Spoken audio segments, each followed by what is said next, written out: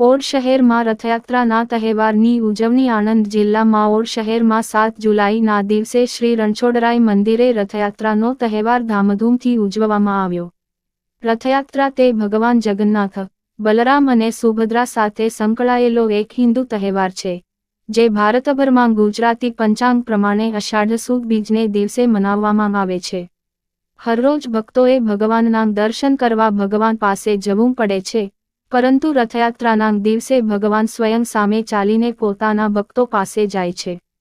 એકવાર દેવી સુભદ્રા પોતાની સાસરીમાંથી દ્વારિકા આવ્યા હતા.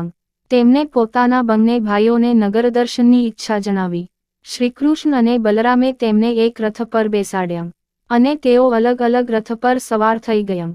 સુભદ્રાના રથને વચ્ચે રાખવામાં આવ્યો અને ત્રણેય ભાઈ બહેન નગરયાત્રા પર નીકળી પડ્યા.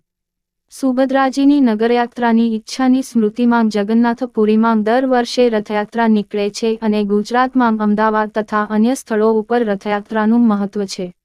ઓડ શહેરના શ્રી રણછોડરાય મંદિરથી વાજતે ગાજતે રથયાત્રા વિવિધ વિસ્તારોમાં થઈને નિજ મંદિરે રથયાત્રા પરત આવી.